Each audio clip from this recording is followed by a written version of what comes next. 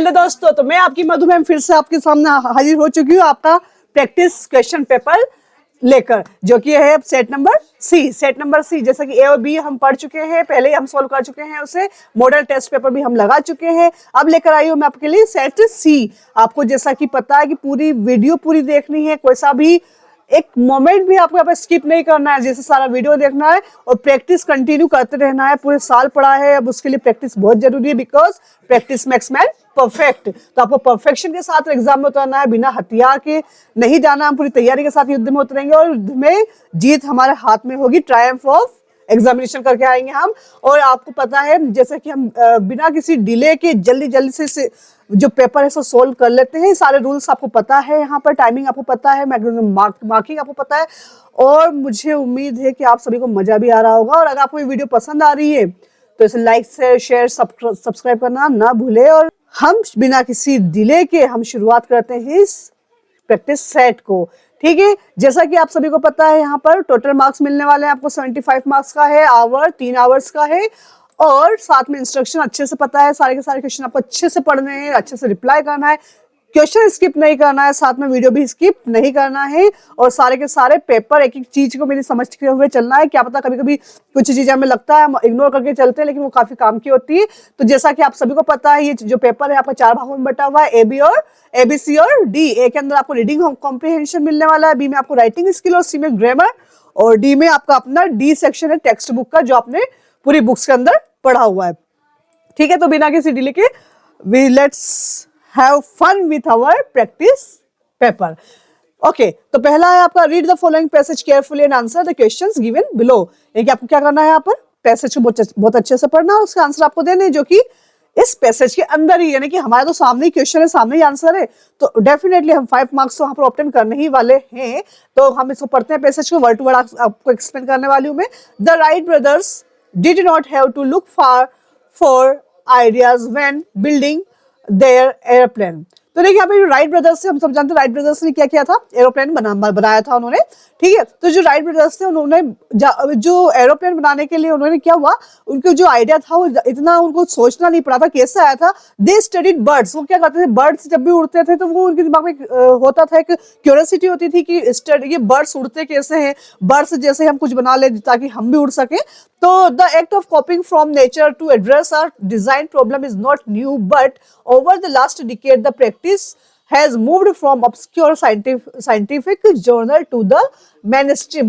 तो यहाँ पर कहा जा रहा है कि जो कॉपी करने का एक्ट है, किससे, नेचर से। कि आज जो भी चीजें हम लोगों ने बनाई, इन्वेंशन किया, वो कहीं ना कहीं नेचर से ही इंस्पायर होकर किया है। तो यहाँ पर नेचर को कॉपी करना कोई नई बात नहीं थी, कोई बड़ी समस्या नहीं थी। हम नेचर को देखते हैं और हमारी प्रॉब्लम का सॉल्यूशन मिल जाता था, तो ये कोई बड़ी बात नहीं थी। लेकिन जो पिछले दशकों में हो रहा है, 10 सालों के अंदर क्या हुआ है, जो ये चीजें ज्यादा मुख्य रूप से सामने आने लगी। क्यों? कि यहाँ पर जो साइंटिफिक जर्नल आने लगे थे, पत्रिकाओं के अंदर साइंटिस्ट और उनके एक्सपेरिमेंट्स के बारे में जब लोगों को बताया जाने लगा, तो ये सब चीजें सबके सामने आने लगी थी। The term biomimicry popularized by American natural sciences writer Jenny Benius is in the late 1990s। यानी कि यहाँ पर जो सबसे ज्यादा पॉपुलर कब हुआ है, बायोमिमिक्री कब ज्यादा फेमस हुई थी, जब लोकप्रिय हुई थी, जबकि जो अमेरिकन साइंटिस्ट थे नेचुरल साइंस से, जो कि प्रकृति के वैज्ञानिक थे, जिनका नाम क्या था, जेनी बेनियस। इन्होंने जो 1990 के अंत तक में जो उन्होंने जो नए इनोवेशन किए, innovation their inspiration from flora and fauna। तो वो किससे ज्यादा प्रभावित थे, फ्लोरा एंड फोना से। आप जानते हैं ना फ्लोरा एंड फोना क्या होता है। Flora related to flowers and वनस्पति जो होती है आपकी, and fauna related to animal, है ना। जो वेजिटेशन से रिलेटेड होता है फ्लोरा होता है, जो एनिमल से रिलेटेड होता है वो फोना होता है। तो वहां से इंस्पायर होकर जो हमारे जो जेनी जी थे, इन्होंने क्या किया कि काफी पॉपुलर हुए। इन्होंने किस टाइप से क्या किया वो देखते हैं। Biomimicry advocates argue that with 3.8 billion years of research and development, evolution has already solved many of the challenges humans now encounter। तो यहाँ पर बोल रहा है कि कई सालों तक जो प्रॉब्लम्स फेस करता था एक इंसान, वो इन रिसर्च से इतनी विकसित हो चुकी थी ये रिसर्च हमारी, कि अब ये सब चैलेंजेस वो बहुत आसानी से सॉल्व कर सकता था। although we often see nature as something we mine for resources, biomimetic view nature as a mentor. तो यहाँ पर क्या बोला जा रहा है कि जैसे जहाँ पे हम लोग जो नेचर को था उसको रिसोर्स के रूप में देखते थे कि पेड़ों से हमें ऑक्सीजन मिल रहा है ये वो, लेकिन जो बायोमिमिक्री ने जो था इसे नजरिया चेंज कर दिया और उन्होंने मेंटोर की तरह, मेंटोर जैसे कि मैं आपकी मेंटोर आपको समझा रही हूँ, ऐसे उसने प्रकृति के संरक्षण लेना चालू कर दिया, क्योंकि प्रकृति के सानिध्य में होकर उसने हर एक प्रॉब्लम का सॉल्यूशन निकालने लगा। वो from all around the globe, पूरी दुनिया में there are countless instances where natural sources have served as inspiration for invention। तो यहाँ पर बोला जा रहा है कि यहाँ पर आज धरती पर बहुत सारे, इतने सारे अनगिनत उदाहरण हैं जहाँ पर प्रकृति ने इंस्पायर किया है नए नए इन्वेंशन को। They promise to transform every sector of society, और वो प्रत्येक सेक्टर में आपको मिल जाने वाला होता है। One such instance occurred in 1941 when Swiss engineer George D. Mestral was out hunting with his dog। तो ये कब की बात है? जब 1941 की बात है, जब जो स्विस इंजीनियर था, क्या नाम था सर? जॉर्ज अपने डॉग के साथ में बाहर हंटिंग के लिए, शिकार के लिए गया था। One day when he noticed sticky bird, तो वहां पर आपने देखा होगा कि जब हम खेतों वगैरह में जाते हैं तो वहाँ पे कुछ कांटे जैसा हमारे कपड़ों पे चिपक जाता है, तो यहाँ पर बताया जा रहा है कि वहाँ पे एक स्टिकी बर्ड था विद देयर 100 टाइनी हुक्स। उसके इतने छोटे छोटे से हुक्स थे जिससे वो had attached themselves to his pants and his dog's fur। तो वो जो सारा जो थी ना, जो बर था, वो बर उनकी पैंट पर और जो डॉग के फर थे उसके ऊपर वो चिपक गए थे। This were is inspired for Velcro, और इसी की वजह वेल्क्रो, तो इसी की वजह से इंस्पायर्ड होकर उन्होंने उस प्रकृति से इंस्पायर हुए, उस कांटे को देखकर उन्होंने क्या करा, वेल्क्रो का आविष्कार कर लिया। वेल्क्रो आप सभी ने देखा होगा, जैसे चिपका बच्चों के जूते वगैरह में होता है, चिपकाने काम आता है वेल्क्रो, तो उसको कहते हैं Velcro. The airplane was inspired by, अब क्वेश्चन आप लगाएंगे, हम पढ़ चुके हैं इस पूरा पैसेज, आपको समझ में भी आ गया होगा। तो the airplane was inspired by, जो एयरप्लेन था वो किससे इंस्पायर्ड हुआ था? हमने देखा राइट ब्रदर्स किसके ऊपर स्टडी करते थे, उसी से इंस्पायर था, प्लांट्स से, बर्ड से, एनिमल से, फ्लाइज से। सेकंड है biomimicry. Biomimicry refers to design that, और बायोमिमिक्री जो थी, बायोमिमिक्री यानी जीव विज्ञान समझ लो आप, जिससे जैविक जगत होता है, वनस्पति वगैरह, तो वो किस रिफर्स टू डिजाइन दैट, क्या transform society are based on scientific engineering are inspired by natural things arise out of men's creativity. तो हम सब जानते हैं बायोमिमिक्री क्या था, कहाँ से इंस्पायर होती थी। जब जीव विज्ञान की बात हो रही है, वनस्पति विज्ञान से रिलेटेड ही कर रहे हैं उसे। Biomimicry views the natural world as, तो जो बायोमिमिक्री व्यूज द नेचुरल, जो नेचुरल वर्ल्ड था, संसार था जो आपका प्रकृति वाला, उसको बायोमिमिक्री में क्या व्यू था, तो देखेंगे हम। Mind field of ideas, mentor, mind of resources, source of inspiration. मैंने आपको मेंटोर वर्ड बहुत अच्छे से क्लियर किया है पहले। What has helped to solve many of the challenges encountered by men? तो कौन कौन से चैलेंजेस थे जो इसका अब जो एनकाउंटर किया था, मैंने सामना किया था? इवोल्यूशन, इनोवेशन, बायोमिमिक्री और इन्वेंशन। ठीक है, नेक्स्ट में मूव करते हैं। The two instance of biomimicry mention in the passage are, यहाँ पर दो उदाहरण दिए हैं बायोमिमिक्री के, वो कौन कौन से दे रखे हैं आपको? Birds and birds, कॉपिंग and innovating, flora and fauna, airplane and Velcro. तो यहाँ पर आपको बताना है कि वो कौन से दो इन्वेंशन थे जो यहाँ पर बताए गए हैं इस पैसेज के अंदर। तो देखिए आप सभी ने टिक किए होंगे क्वेश्चंस के आंसर, जिसने भी जो जो टिक किया है आप यहाँ पर मेरे साथ मार्किंग करते हुए चलेंगे। मैं आपको इसका सॉल्यूशन बताने वाली हूँ, तो आप इसको देखेंगे और मार्किंग करेंगे उसकी। ठीक है, देखिए फर्स्ट के अंदर सभी ने बर्ड्स लिखा होगा, the airplane inspired by birds ही था। Biomimicry refers to design that are inspired by natural things. Biomimicry views the natural worlds as mentor. और नेक्स्ट है आपका What has helped solve many of the challenges encountered by men। तो क्या बहुत सारे challenges है, उस वजह से क्या हुआ था, यहाँ पर इन्वेंशन हुए थे। क्या हुए थे? इन्वेंशन हुए थे। ठीक है, फिफ्थ वाले पर पहुंचते हैं हम। ओके, फिफ्थ वाला, the two instance of biomimicry, यहाँ पर दो उदाहरण लिए थे, कौन कौन से थे? कॉपिंग एंड इनोवेटिंग, कॉपिंग एंड इनोवेटिंग। ठीक है, नेक्स्ट पैसेज पर चलते हैं हम। नेक्स्ट पैसेज है हमारा, देखिए नेक्स्ट पैसेज है आपका, मेरी वाज ब्लाइंड एट बर्थ। मेरी वाज ब्लाइंड एट बर्थ, यहाँ पे भी पैसेज ही है, वो पैसेज आपको पढ़ना है। और क्या बता रहा है वहां पर, जो मेरी नाम की लड़की है वो अंधी थी, ब्लाइंड एट बर्थ, यानी वो जन्मजात अंधी थी, जब वो पैदा हुई तभी से उसको, वो जन्मजात अंधी थी, जब वो पैदा हुई तभी से उसको दिखाई नहीं देता था। Doctor during those years had been unable to do anything to be correct the situation, and although her parents lived in anguish. तो यहाँ पर क्या बोला जा रहा है कि जो डॉक्टर थे, इन सालों में डॉक्टर ने क्या कहा, वो बिल्कुल अनेबल थे कुछ जो सामर्थ्य में थी नहीं to do anything to correct this situation, कि इस सिचुएशन को कैसे संभाला जाए या कैसे कोई अंधे व्यक्ति को आंखें दी प्रदान की जाए। And although her parents lived in anguish, उनके जो पिता माता पिता होते हैं, बच्चों के साथ कुछ प्रॉब्लम होती है, माता पिता ज्यादा चिंतित होते हैं, तो माता पिता भी उनके वरीड होते थे। Not being able to see was normal for her, कि उसके लिए उसको नॉर्मल व्यक्ति की तरह दिखाना में वो सक्षम नहीं थे। After years of training to live in a dark world, काफी सालों तक वो अंधेरी जगत में रहने की इंसान को आदत हो जाती है, फिर वो अपने आप को एक किसी उस माहौल में ढाल लेता है। तो काफी साल तक वो इस अंधकार वाली दुनिया में रही है, तो उसने काफी सीख लिया कि कौन सी चीज कहाँ है, उसको सब कुछ आइडिया लग चुका था।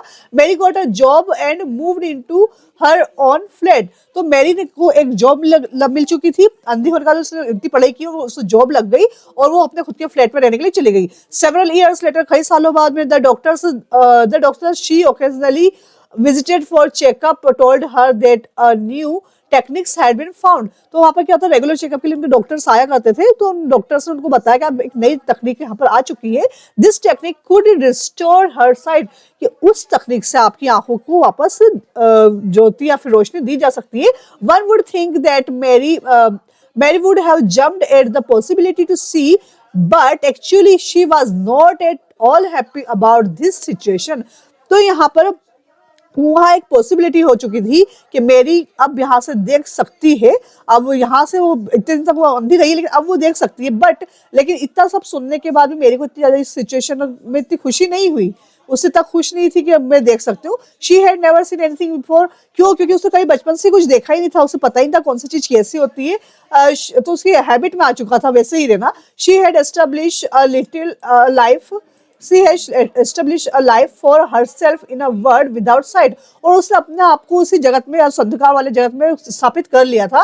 And the thought of changing the life, this lifestyle was frightening, और अब उसी लाइफ में इतने सालों बाद जो चेंज आ रहे थे उसको वो स्वीकार नहीं कर पा रही थी, उसे डर गई थी कि जो चीजें मैंने देखी नहीं अब अचानक से मेरे सामने आएगी तो उसका क्या रिएक्शन होने वाला है। She was more frightened of seeing than of not, तो वो जो चीजें नहीं देख रही थी उसकी अपेक्षा उसको देखने का जो अवसर मिला था उससे वो ज्यादा डरी हुई थी, मतलब उसको अंधा रहना ही अच्छा लग रहा था देखने की अपेक्षा। तो यहाँ पर क्वेश्चन को देखते हैं हम। One who can not see is called, तो जो देख नहीं सकता उसे क्या बोलते हैं? Deaf, lame, dumb, blind. ठीक है, आप टिक करते जाएंगे और मुझे स्कोर बताएंगे आपने क्या स्कोर किया है, यहाँ पर अचीव किया है। Being able to see was, और किसी चीज को देखना, something Mary was not happy with, a welcome surprise to Mary, for Mary, what Mary unwanted, what Mary was accustomed to.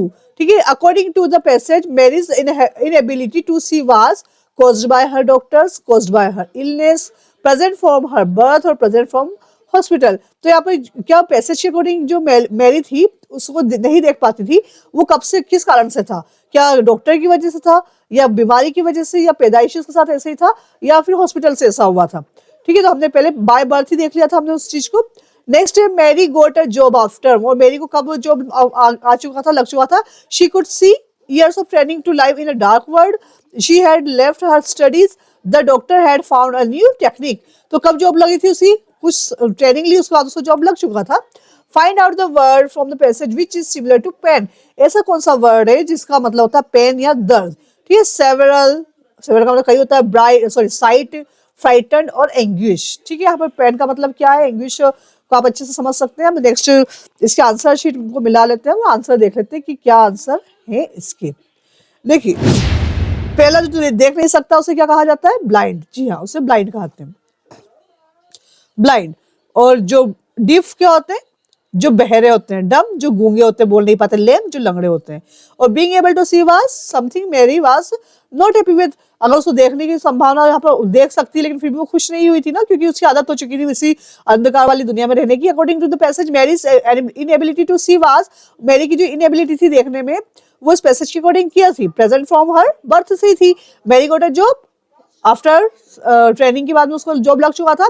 Find out the word, यहाँ पर हमने एंग्विश, चिंतित होना, पेन होना, जिसकी वजह से। नेक्स्ट क्वेश्चन पर चलते हैं हम, जो कि आपका है सेक्शन बी और राइटिंग सेक्शन। कौन सा है वो? Writing section. देखिए, राइटिंग सेक्शन में हम चलते हैं। आप रीडिंग कॉम्प्रिहेंशन में 10 आउट ऑफ 10 आए, किस किस के आए जल्दी से मुझे बताएं।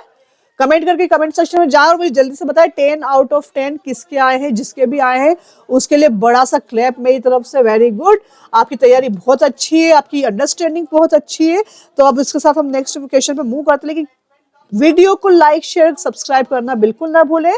और भी कुछ डाउट्स है तो आप मुझसे पूछ सकते हैं, बेफिक्र होकर। आपकी मधु मैम आपके सामने है, आपके लिए है, ठीक है। नेक्स्ट क्वेश्चन है, read the following passage carefully and make notes and supply suitable title. ठीक है, यहाँ पर आपको नोट्स बनाना है। नोट्स बनाना आपको 3 वीडियो में बहुत अच्छे तरीके से बता चुकी हूँ। नोट बनाना कि आप 4 मार्क्स कैसे वहां पर ले सकते हैं एग्जामिनर से। आप लिख कर नहीं, आप ले सकते हैं, आप हक से ले सकते हैं। और अब तो आपको हक है कि वहां पर वो तो आपको देखते से दे देगा, ये बच्चा बड़ा कर सकता है ऐसे। तो अब यहाँ पर आपका हक बनता है इस नोट्स पर से नंबर बटोरने का, ठीक है, क्योंकि आपकी तैयारी भी इस टाइप की है। A dolphin is an aquatic mammal. देखिए मैमल वर्ड यूज हुआ, मैमल वर्ड किसके लिए होता है? हम लोगों के लिए, क्योंकि हम क्या है, स्तनधारी की गिनती में आते हैं। और डॉल्फिन भी भले ही एक्वेटिक है, जल में रहने वाला है, लेकिन वो मैमल की गिनती में आता है। जैसे चमगादड़ बर्ड है, लेकिन वो मैमलियन में आता है। Dolphins are extremely intelligent. जो डॉल्फिन होती है वो काफी इंटेलिजेंट मानी जाती है। एंड सोशिएबल एनिमल, वो काफी जो समाज में सब लोगों के साथ रह सकती है, ऐसा एनिमल माना जाता है। And have their own way to communicate with each other using special sound. और वो एक दूसरे से कम्युनिकेट करती है, एक दूसरे से बातचीत कर सकती है, संपर्क बना सकती है अपने स्पेशल साउंड्स की वजह से, जो आवाज निकालती है डॉल्फिन उसकी वजह से। Although they are often mistaken for fish, dolphin are actually mammals। लेकिन फिर भी क्या होता है, लोग उसे एक फिश समझते हैं, लेकिन जबकि जो डॉल्फिन है वो फिश नहीं, एक मैमल है, स्तनधारी है। They are members of the Cetacea. वो कौन सी मेंबर्स, कौन सी कैटेगरी में आती है? सेटेसिया कैटेगरी में आती है वो, ठीक है। सेटेसिया बोलते हैं, कैटेशिया नहीं बोलते, इसको सेटेसिया बोलते हैं। Family which also contain whales and porpoises. तो यहाँ पे जो व्हेल मछली होती है, जो पोर्पोइसेस होती है और जो डॉल्फिन होती है, उनकी इनके साथ में उसी कैटेगरी में आती है। किस कैटेगरी में आती है? तीनों की तीनों सेटेशिया में। One way of telling the different between a Cetacea and a fish is by looking at their tail. और जब सारी मछलियां हैं वो पानी में रहती है, लेकिन ऐसी क्या उनके फीचर्स है जिससे कि हम सेटेशिया और फिश के बीच में बता सकते हैं, डिस्टिंग्विश कर सकते हैं कौन सी क्या है। तो you can tell a Cetacea because their tail fins called flukes are horizontal and move up and down. तो यहाँ पे जो बताया जा रहा है, सेटेशिया जो होते हैं ना, इनके जो पीछे की विंग, वहां पे आपने देखा होगा फिन लगे होते हैं, टेल जो पीछे की तरफ होती है। देखिए मैं आपको बताती हूँ किस टाइप की होती है। देखिए आपने देखी होगी ना मछली सभी ने देखी, मुझे बनाना तो नहीं आई, लेकिन फिर भी आप समझ लो, इस टाइप से होती है ना मछली, ऐसे, ये इस टाइप की, ठीक है। थोड़ी सी अच्छी बनाने की कोशिश करते हैं, मुझसे नहीं बनने वाली, फिर भी बनाती हूँ। ये थोड़ा सा बेटर देन बिफोर होगा। ये जो मछली होती है ना, इसके ये विंग होते हैं पीछे वाले, इसको कहते हैं फिन्स, ठीक है। तो यहाँ पर क्या कहा जा रहा है आपको कि जो यहाँ पे जो सेटेशिया होते हैं, सेटेशिया की जो टेल होती है ना, वो हॉरिजॉन्टल होती है। हॉरिजॉन्टल का मतलब ऐसी आड़ी वाली होती है, वर्टिकल का मतलब ऐसे खड़ी है ना। तो जो आड़ी होती है, साथ में इसकी जो विंग्स होते हैं ना, वो ऐसे होते होंगे और फिर मूव अप एंड डाउन करते हैं, ऊपर नीचे की तरफ वो अप एंड डाउन करते हैं। उनका जो मूवमेंट्स अलग होता है, और इनका जो विंग्स होते हैं पीछे वाले, उनका बना हुआ चेंज होता है वो थोड़ा सा, ठीक है। तो यहाँ पर बताया जाए जो सेटेशिया होते हैं, उनकी जो हॉरिजॉन्टल होते हैं उनके फिन पीछे वाले, और साथ में क्या होता है, वो मूव करते हैं अप एंड डाउन। जबकि जो फिश है वर्टिकल, और जो फिश होती है वर्टिकल टेल्स, और इनकी जो फिश होती है उनकी जो क्या होती है, टेल वर्टिकल होती है। देखिए यहाँ पे फिश लिखा है, फिशेस नहीं लिखा है। आपको पता होना चाहिए फिश का प्लूरल नहीं होता है, अगर होता है तो उसका पूरा मीनिंग चेंज हो जाता है। Tails which move from side to side, उनकी वर्टिकल होती है, साथ में साइड टू साइड मूव करती है, जबकि वहां पर मूव अप एंड डाउन करती है। Dolphin's body is design to help them move quickly and easily through water. और जो डॉल्फिन की जो बॉडी होती है ना, वो इस टाइप से बनी होती है कि वो क्विकली वाटर में बहुत जल्दी से तैर सकती है। The dolphin's fluke propels it through the water. और जो ये होते हैं ना फ्लूक जो होते हैं डॉल्फिन के, जो पीछे वाले जो पंख होते हैं ना, वो प्रोपेल में से आगे बढ़ाते हैं, उसको वाटर में धक्का देते हैं, उसमें पानी को काट के उसको आगे तरफ बढ़ाते हैं जल्दी जल्दी। और its back is a curved dorsal fin and on each side of the dolphin is a pectoral fin. तो यहाँ पर आपने देखा पेक्टोरल फिन का मतलब क्या है, यहाँ पर जो कर्व होता है, इसकी जो बैक होती है, पीठ पर होती है, जो साइड वाले विंग्स होते हैं उसको कहते हैं, यहाँ पर जो बैक वाले विंग्स है उनको कहा जाता है पेक्टोरल। तो जो पीछे पीठ की तरफ जो पंख बने होते हैं, उनकी जो पंख मतलब वो जो तैरने के लिए फिन्स होते हैं, उसको कहते हैं यहाँ पर। तो वो होते हैं the bump on a dolphin's head is known as the melon. तो यहाँ पर जो बम्प होता है, आपने डॉल्फिन देखी होगी, डॉल्फिन के सिर के ऊपर एक थोड़ा सा उठा हुआ सा बना हुआ रहता है ऐसा, आपने सभी ने मूवी वगैरह में भी देखा होगा, मैंने तो मूवी में ही देखा है, तो आप देख लें एक बार। जैसे डॉल्फिन होती है, डॉल्फिन की यहाँ पर इस टाइप से आगे थोड़ा सा तीखा तीखा सा मुंह होता है, ऊपर की तरफ ऐसे निकला हुआ है ना, और ये चोंच टाइप का रहता है कुछ, और यहाँ पे एक बम्प, ऐसा बम्प निकला रहता है ऊपर की तरफ। तो उसके लिए बताया जा रहा है यहाँ पर, तो उसके लिए बताया जा रहा है कि जो डॉल्फिन के सिर के ऊपर जो रहता है ना, dolphin's head known as the melon, तो उसे मेलन कहा जाता है। They trap their prey by using their teeth, और वो अपने शिकार को, PREY प्रे, अपने शिकार को वो अपने दांतों से पकड़ लेती है। Dolphin use a type of sonar to detect where object are around them. तो यहाँ पर डॉल्फिन का देखो बहुत इंटेलिजेंट होती है, साथ में इसका सोनार लगाता है। सोनार सिस्टम क्या होता है, आपके आसपास की तरंगों को पकड़ लेता है, वही होता है सोनार सिस्टम। तो इसको आसपास इसका सोनार सिस्टम होता है इसके अंदर, जिससे आपके आसपास की चीजों को बहुत चारों तरफ देख लेती है, एक तरीके से चारों तरफ की चीजों से पता चल जाती है।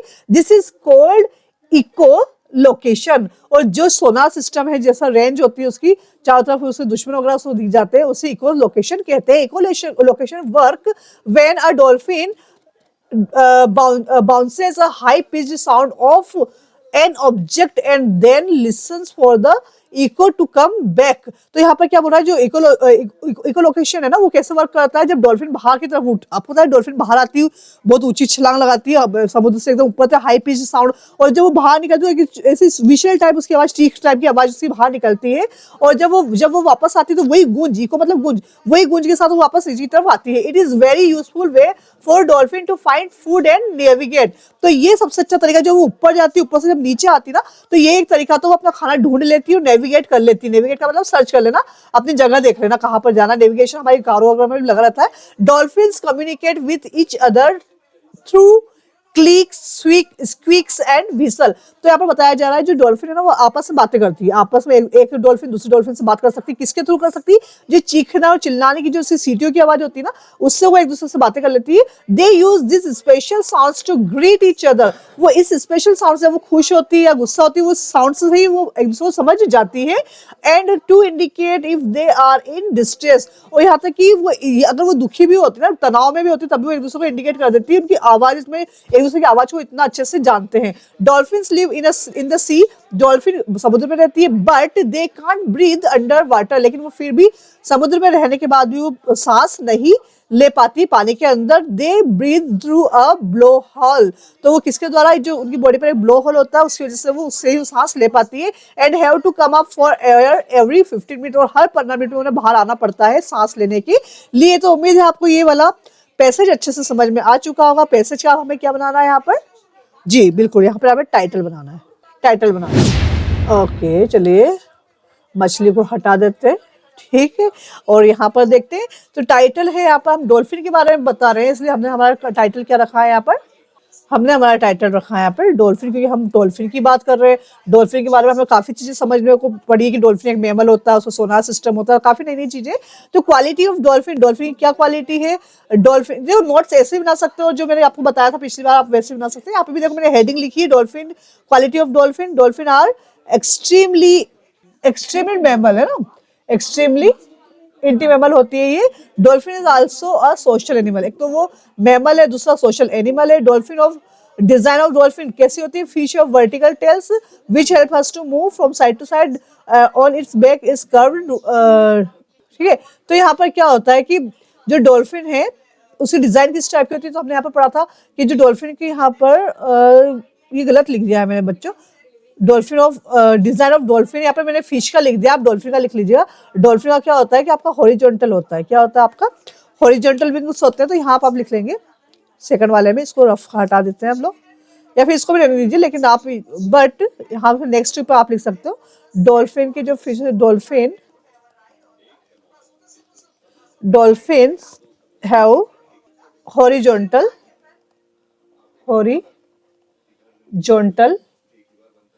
फिन, फिन या टेल फिन, कुछ भी कह सकते हैं आप, है ना। Which move up and down, ठीक है, अप एंड डाउन, ठीक है। On its back its curve, और जो इसके जो बैक पर जो कर्व नहीं होता है, इसके मुंह पर कर्व होता है, ये भी थोड़ा सा। ऑन इट्स, है ना, जो ऑन इट्स हेड बम्प, इसको चेंज कर लीजिएगा आप, ठीक है, गलत हो गया थोड़ा सा, सेकंड वाला यहाँ लिख देती हूँ मैं आपको, क्या होता है, बम्प ऑन इट्स हेड, और उसे क्या कहा जाता है, कोल्ड मेलन, क्या कहा जाता है उसको, मेलन। हो गया। टाइप हाफ डॉल्फिन, तो few dolphins have a sonar to detect objects, है ना। तो यहाँ पे जो डॉल्फिन होते हैं वो क्या होता है, उनके सोनार सिस्टम लगा होता है, और उसके पास में क्या होता है, कुछ उनके शार्प टीथ भी होते हैं, साथ में उनका जो नेविगेशन करने का क्षमता भी बहुत ज्यादा अच्छी होती है, और साथ में वो कम्युनिकेट भी कर सकती है। तो यहाँ पर इसके टाइप्स हो चुके हैं, ठीक है। आप चाहें तो इस टाइप से भी नोट्स बना सकते हैं, और मैंने जो बता रखा है आपको पहले, तो उस तरीके से देख लेते हैं हम, क्योंकि आपको मुझे लगता है वो ज्यादा इजी लग रहा होगा, आपको जो अच्छा लगता है आप वैसा कर लें। तो देख लीजिए, मैं आपको उस टाइप से भी बता देती हूँ, साइड में आप वो भी देख ले। देखिए, सबसे पहले आपको क्या करना है, हेडिंग डालना है। तो हेडिंग आप डालेंगे सबसे पहले क्वालिटी, आप यहाँ पर क्या देख रहे हैं हम लोग, फर्स्ट हेडिंग डालेंगे, ठीक है। फर्स्ट हेडिंग में हमने देखा था डॉल्फिन एक्वेटिक एनिमल, तो हम सबसे पहले क्या कर रहे हैं, इसकी क्वालिटी देख रहे हैं। तो क्वालिटी ऑफ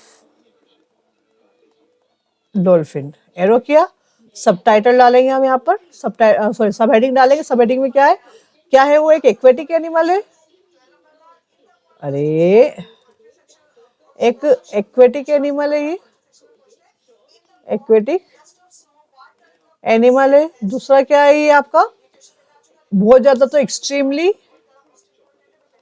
इंटेलिजेंट ठीक है, और सोशेबल भी है साथ में, है ना। और क्या कर सकती हो, कम्युनिकेट टू ईच अदर भी कर सकती है ना, कम्युनिकेट टू ईच अदर, तो ये तो क्वालिटी हो गई उसकी, ठीक है। सेकंड वाले पर पहुंचते हम, जैसा कि अब उसकी जो बॉडी तो हम फीचर्स लिखते हैं, यहाँ पर क्या लिखेंगे, features of dolphin. Features of dolphin क्या थे, फीचर्स देखिए डॉल्फिन की, क्या है, it had bump on its head, ठीक है। और इसकी जो टेल होती है, शी हैज टेल फिन जो कैसी होती है, हॉरिजॉन्टल, आप लिख सकते हैं हॉरिजॉन्टल टेल, क्या है, हॉरिजॉन्टल टेल फिन। उसके बाद में क्या करती है, मूव अप एंड डाउन, ठीक है, मूविंग करती है अप एंड डाउन। थर्ड में हम लिख लेंगे यहाँ पर, थर्ड क्या लिख सकते हैं हम, ये कौन सा सेटेशिया की कैटेगरी में आती है ना, कैटेगरी ऑफ डॉल्फिन, क्या लिखे हम, कैटेगरी, तो किस कैटेगरी में आती है आपकी, सेटेशिया में, किस में आती है, सेटेशिया का स्पेलिंग देख ले एक बार हम, है ना, मिस्टेक नहीं होना चाहिए, सेटेशिया, ये ले सेटेशिया, ठीक है ना। सेटेशिया की कैटेगरी में क्या आती है, वो भी इसके फिन की वजह से आती है सेटेशिया की कैटेगरी में। और फिर क्या होता है, ये मैमल भी है, क्या है ये, इट इज आल्सो मैमल, ठीक है, ये मैमल है, ठीक, मैमल है, ठीक है। और उसके बाद में they can communicate to each other, तो इसके लिए क्या होता है, sonar, it had sonar system, sonar and navigation system, navigate, ठीक है, इतना लिखिए। अब उसके बाद आप इतना कर लेंगे, टाइटल डाल देंगे जो कि हम पहले बता चुके हैं आपको डॉल्फिन, इसका हम समराइज भी कर सकते हैं आप इसको। और फोर्थ नंबर पे क्या करना है आपको, एब्रीवाइएशन, जो भी आपने यूज किया है, एब्रीवाइएशन, क्या क्या यूज किया है हमने, क्वालिटी को यूज किया है, तो क्वालिटी, और फिर डॉल्फिन को यूज किया है, डॉल्फिन, जो भी हमने यूज किया हम सब लिख लेंगे। नेक्स्ट नंबर ने क्या यूज किया, एक्वेटिक क्या है, एनिमल क्या है, एक्सट्रीमली क्या है, इंटेलिजेंट क्या है, कम्युनिकेट किया है, ठीक है, फीचर्स क्या है। तो इन सबको आप इस ब्रैकेट के अंदर लिख लेंगे और इसको ऐसे कैद कर देंगे, कर दिया कैद, ठीक है। हम इस टाइप से ही लिखेंगे, आप ध्यान रखिएगा, मैंने भले ही यहाँ पर इस टाइप से किया लेकिन आप इस टाइप से नहीं करेंगे, आपको मैं तरीका बता चुकी हूँ, उसमें आपको क्या होगा कि ज्यादा समझा, इस टाइप से सीक्वेंस वगैरह की जरूरत नहीं पड़ेगी, आप इजीली उसको लिख सकते हैं, ठीक है। हम नेक्स्ट क्वेश्चन पर मूव करें, हम नेक्स्ट क्वेश्चन है आपका, you are Rachna Sharma studying in government higher secondary school Neemkhedi, write an application to your principal to issue books from book bank. ये आपको मैं लास्ट वाले वीडियो में बता चुकी हूँ, issue books from the book bank का एप्लीकेशन, फिर भी एक बार आप देख लेंगे। देखिए वही लेफ्ट साइड में लिखना है आपको, टू द प्रिंसिपल। आपके स्कूल का नाम चेंज हो चुका है। फॉर्मेट के नंबर में आपको पहले क्लियर कर चुकी हूँ, यहाँ पे फॉर्मेशन के नंबर मिलता है आपको, किस तरह आपको क्या तरीका आता है लिखने का, नहीं आता। देखो to the principal government higher secondary school Neemkhedi, ये सब कुछ दे रखा है, वही चीज हमने यहाँ लिखी, तो 1 मार्क्स यहाँ दे चुके हैं। सब्जेक्ट हमें मिल चुका है application to issue books book bank, यही हमें यहाँ क्या मिल गया, हमें सब्जेक्ट मिल चुका है, तो हमने सब्जेक्ट बनाकर लिख दिया issue of books, issue books from, यहाँ ऑफ हटा दीजिएगा, issue books from book bank. Okay, respected sir, ये भी आप इतना लिखेंगे, हाफ मार्क्स आपको यहाँ मिल गया। अगला है I beg to say that I am student of class 10th at your school, my father is a small grocer, small farmer, कुछ भी आप लिख सकते हैं। He is unable to purchase books for me, so I request you kindly issue me the course books from the book bank. ठीक है, date डाल देंगे, क्या है यहाँ 2024 डाल देंगे हम। योर ओबीडियंट स्टूडेंट्स नेम रचना शर्मा, क्योंकि यहाँ पर हमें नाम दे रखा है। तो ये तो क्लियर है ना, यहाँ कुछ एक्सप्लेन करने की जरूरत नहीं है, क्योंकि आप कंटिन्यू मेरे साथ बने हुए हैं, 3 या 4 वीडियो हम देख चुके हैं। एप्लीकेशन ऑफ फॉर्मेट आपको समझ में आ चुका है, और आपको ये समझ में आ गया कि हमें सब्जेक्ट कहाँ से निकालना है, बॉडी में कितना लिख सकते हैं हम लोग, एंड में क्या क्या कर सकते हैं। तो यहाँ पर भी आपको 4 मार्क्स तो इजिली आप गेन कर सकते हैं, अगर आपने मेरी वीडियो बड़े ही ध्यान से देखी है, समझ कर देखी है तो। और नहीं देखी तो सारी वीडियो जाकर देख ले, जो कि इसकी लिंक मैंने डिस्क्रिप्शन पर दे रखी है, आपको जाकर एक एक वीडियो को ध्यान से देखिए। मोस्ट इंपोर्टेंट क्वेश्चन है बच्चों, ध्यान रखना, बिल्कुल हल्के में नहीं लेना है आपको, हमें इंपॉर्टेंट ही पढ़ने हैं। अब हम कचरा इकट्ठा नहीं करेंगे दिमाग में, हम छान-बीन कर ही नॉलेज को लेने वाले हैं, तो बिल्कुल बने रहें और अपने नेक्स्ट क्वेश्चन की तरफ जाए, और लाइक शेयर सब्सक्राइब करते रहे, शेयर करते रहे, क्योंकि किसी का भला आपके थ्रू होता है तो भगवान आपको आपकी करने का फल जरूर देता है। आप अच्छा करेंगे, आपको अच्छा मिलेगा। तो नेक्स्ट क्वेश्चन पर जाते हैं। Write a letter to your friend inviting him to spend summer vacation with you. तो अब यहाँ पर देखो ये ऑप्शन में आने वाला है आपको, और के अंदर आने वाला है, या तो आप एप्लीकेशन को एप्लीकेशन करेंगे या फिर आप करेंगे आपका लेटर। तो अगर एप्लीकेशन आपको बहुत अच्छे से आता है तो आपको एप्लीकेशन पर ही अपने आप को संभाल लेना है, नहीं तो लेटर तो है ही, लेटर लिखना तो किसे नहीं आता, सबको आता है ना। अभी लिख सकते हैं हम लेटर, तो दिक्कत कब जाती है जबकि हम इंग्लिश में लेटर लिखते हैं तब। तो कोई बात नहीं, अब इंग्लिश ज्यादा कठिन नहीं है, क्योंकि साथ में मधु मैम जो बैठी है। तो देखिए हमें क्या करना है इसके अंदर भी, आपको लेफ्ट साइड में क्या लेना है, लेफ्ट साइड में आप लिखेंगे एड्रेस, और एड्रेस किसका लिखना है हम बता चुके हैं पहले, और आपको बहुत अच्छे से पता है किसका लिखना है। जी हाँ, बिल्कुल, sender's address. You have to write here sender's address, जो सेंडर से भेजने वाला है, यानी कि आप बुला रहे हैं अपने दोस्त को, तो आपको आपका एड्रेस लिखना है। मैंने यहाँ पर लिखा है हलाला रोड भोपाल 17 मई 2024 डियर मोहन। अब मैंने अपने दोस्त का नाम लिख दिया है मोहन, आप चाहे तो वहाँ पर माही भी लिख सकते हैं, आप चाहे तो वहाँ पर माधवी भी लिख सकते हैं, जो आपका फ्रेंड आप जिसको बुलाना चाहते हैं उसको लिख सकते हैं। अगर वहां पर मेंशन नहीं किया गया है, तो अगर मेंशन किया गया तो आपको उसी को बुलाना पड़ेगा जिसको एग्जामिनर चाहता है।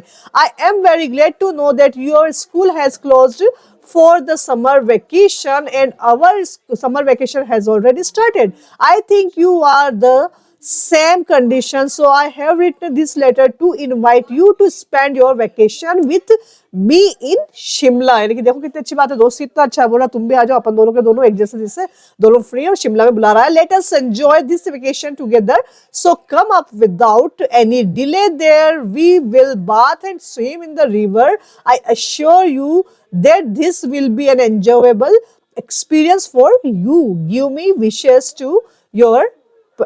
wishes to your parents, your lovely friend काजल सोनी। ठीक है, मोहन को लिखा है काजल ने, ठीक है, यहाँ लिखने वाले का होता है, और यहाँ पे जिसको लिखा जाता है उसका नाम लिखा जाता है।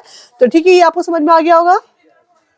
स्क्रीनशॉट लेते जाए आपको, ताकि आप बाद में आराम से इत्मीनान से इसे पढ़ते जाएं, लिखते जाएं। इसका आप चाहे तो प्रिंट आउट निकाल ले पीडीएफ का, जो भी आप करना चाहे, लेकिन इन्हें संभाल के नहीं रखना है जी, पढ़ते रहना है, प्रैक्टिस करते रहना। आप सोचो कि संभाल के बैग में संभाल के रख लो, तो संभला हुआ ही रह जाएगा। आपको इसको बिल्कुल संभाल के नहीं रखना, आपको इसको यूज करना है बाय माइंड। ठीक है, अपने इंटेलिजेंस का यूज करें, टाइम का भी यूज करते जाए आप साथ में, क्योंकि टाइम अब बचा नहीं है, सिर्फ 1 महीना कहने को बचा, लेकिन 1 महीना अब है नहीं आपके पास।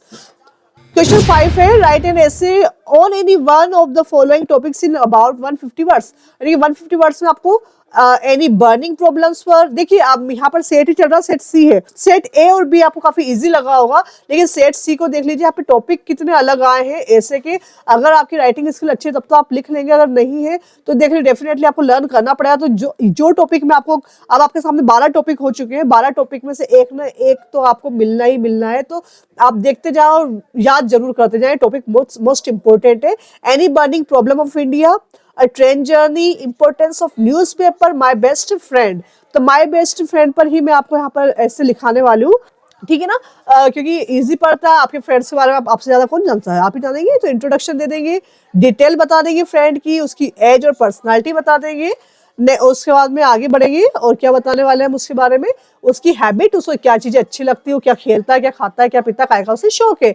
और reason of my liking him, और किस वजह से आपके उसके दोस्त बहुत अच्छे से बने हुए, क्या है उसकी पर्सनालिटी के अंदर जो आपको अट्रैक्ट करती है। कंक्लूजन निकालना, बेस्ट फ्रेंड क्यों जरूरी है और क्या देखकर आपको फ्रेंडशिप करनी चाहिए, ठीक है। तो ये आप स्क्रीनशॉट ले लें और नेक्स्ट क्वेश्चन को तरफ हम जाते हैं। क्वेश्चन ये भी आपको और में मिलने वाला है, ऑप्शन में होने वाला है, या तो आप पैराग्राफ लिखेंगे या फिर आप ऐसे लिखेंगे, ठीक है। यहाँ पर सेव वाटर और गुड मैनर्स, यहाँ पर दो टॉपिक दे रखे, किसी भी एक टॉपिक को आप तैयार कर लेंगे। तो सेव वाटर और मैंने दोनों के दोनों ही यहाँ पर आपके लिए लिख दिए गए हैं। आपको जो इजी लगता है, जो नहीं, आप तो दोनों ही पढ़िए, दोनों याद कीजिए, क्योंकि हमें नहीं पता एग्जामिनर कब हमें गुड मैनर दे दे या सेव वाटर दे दे। तो आपको दोनों के दोनों मैंने काफी इजी लैंग्वेज यूज की है और काफी अच्छे से लिखा। आप इसको स्क्रीनशॉट ले लें और पढ़ लें। अगला है क्वेश्चन नंबर 6, पिक्चर गाइडेंस, ठीक है। यहाँ पर picture given below with a short paragraph on how can we make our environment polythene free in about 75 word and also give a suitable title to. देखो अब इससे भी हमें टाइटल देना पड़ेगा, यहाँ टाइटल दिया नहीं है लेकिन स्पष्ट दिख रहा, से नो टू पॉली बैग, यानी कि आपको जो पॉलीथीन की जो झोले झंडे होते हैं उसको आपको मना करना है कि हम अब इसका यूज नहीं करेंगे, ठीक है ना, इसका यूज नहीं करेंगे। वो नहीं बन पाया मुझसे करने के बाद भी, ठीक है। तो यहाँ पर देखते हैं, स्टॉप, यहाँ पर मैंने टाइटल दिया stop using plastic bag, plastic bag का यूज नहीं कीजिए, ठीक है। फिर यहाँ पर मैंने लिख दिया प्लास्टिक बैग के क्या क्या है, कैसे यूज किया जाता है, इसके क्या फायदे नहीं होते, ऐसा फायदा कुछ नहीं होता है, ये सिर्फ आप यहाँ पर डिसीज को ही बढ़ाता है, ठीक है, बीमारियां ही देता है। इसलिए पॉलीथीन को तो मना ही कर देना चाहिए, क्योंकि हमारा जो एनवायरनमेंट, कि पॉलीथीन ऐसी चीज होती है जो ना तो जलती है ना गलती है, वो तो बिल्कुल आपकी धरती को खराब कर देती है। तो इसलिए यहाँ मैं आपको नहीं कहूँगी इसका कोई यूज है। आप तो पेपर बैग चलने लगे, जूट के बैग चलने लगे, तो ये आप स्क्रीनशॉट ले लीजिएगा। और सेक्शन सी पर हम मूव कर जाते हैं। अब सेक्शन सी, ठीक है, सेक्शन सी पर हम आ चुके हैं। यहाँ पर एक बार मैं आपको पहले से थोड़ा सा पेपर दिखा देती हूँ इसका, फिर आंसर शीट पर हम पहुंचेंगे। सेक्शन सी है आपका, देखिए सेक्शन ए बी, 20 बार थोड़ा सा आपको अलग लग रहा होगा, तो ये अलग लग रहा है तो आपको तैयार सब तरीके से रहना है। आपको नहीं पता होगा कि वहां पर कौन सा सेट आपको मिल जाएगा। अभी जो सेट देखिए ऐसे 1 और 2 अच्छा इजी था, अब सी थोड़ा सा उसमें थोड़ा सा टफ हो गया है। तो यहाँ आपको अपना आपको प्रिपेयर रखना है हर कंडीशन को फेस करने के लिए, और हम आपको प्रिपेयर ही कर रहे हैं। सेक्शन सी है आपका ग्रामर पोर्शन से है। When they reach the station the train had already, तो जब मैंने आपको टेंस पढ़ाए थे और आपको मैंने वहां पर परफेक्ट टेंस का यूज बताया था, उसमें कहा था कि इस टेंस में 2 सेंटेंसेस जुड़े होते हैं। अगर एक सेंटेंस यहाँ पर परफेक्ट में, पास्ट परफेक्ट में, तो उसका आगे वाला सिंपल प्रेजेंट, सिंपल पास्ट में ही होगा। और सेम कंडीशन आपकी किसमें होती है, फ्यूचर वाले में भी बताइए मैंने आपको। फ्यूचर एक अगर फ्यूचर में तो अगला वाला प्रेजेंट में होगा।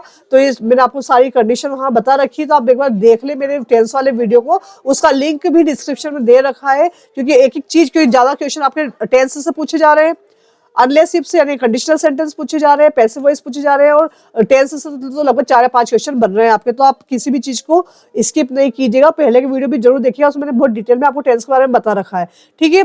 तो सेक्शन सी हमारा ग्रामर से फिल इन द ब्लैंक, तो हम इसको चलते हैं और यही डायरेक्टली सोल्व करते हैं ताकि आप भी इसको देखते जाएं और समझते जाएं। देखिए when they reached the station the train had already left, तो यहाँ पर लिविंग नहीं आया, लीव नहीं, कि लीव वर्ब की फर्स्ट फॉर्म है, ये वर्ब की फोर्थ फॉर्म है, जबकि लेफ्ट वर्ब की थर्ड फॉर्म है।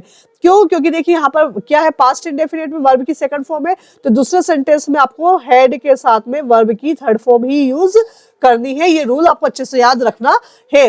रवि इज यूनिवर्सिटी स्टूडेंट्स, तो देखो यहाँ पर ए का यूज हुआ है, जबकि पीछे यू, जबकि यू है, यू एक वोवल है, लेकिन वोवल जरूर है लेकिन वोवल साउंड नहीं करता है। वोवल होने के बाद भी यू साउंड, वोवल साउंड नहीं कर रहा है, काय का साउंड कर रहा है, य का। That's why we use here a. Often go to Mumbai, यहाँ पर हम मुंबई अक्सर जाते हैं, is the commercial capital of India. तो ये जो मुंबई है जो कि क्या है, कॉमर्शियल कैपिटल है, किसकी, इंडिया की। तो यहाँ पर विच किसके लिए हुआ है, मुंबई के लिए यूज किया गया है। अगला है do you usually go out on Saturday evening, तो यहाँ पर ऑन वर्ड का यूज हुआ, तो जब भी ये प्रीपोजिशन है ऑन, किसी भी day, before the day, month and date, day month and date, इसके आगे क्या होता है, आप ऑन का ही यूज करते हैं। I meet on Sunday, Saturday, है ना, आई मीट ऑन जनवरी, फरवरी, जो भी है, इसके आगे आपको क्या यूज करना है, उनका ही यूज करना है। Will you buy some apples for me, तो देखो यहाँ पे है, भले ही क्वेश्चन में, लास्ट में मैंने आपको बताया था इंटेरोगेटिव एंड नेगेटिव के आगे आप क्या करने वाले हैं, एनी का यूज करेंगे, लेकिन यहाँ मैंने सम का यूज किया है। क्यों यूज किया है, क्योंकि मैंने ये भी आपको साथ में बताया था, सम ऐसी कंडीशन में यूज होता है जब वहां पर प्रोबेबिलिटी होती है। क्या होती है, प्रोबेबिलिटी होती है।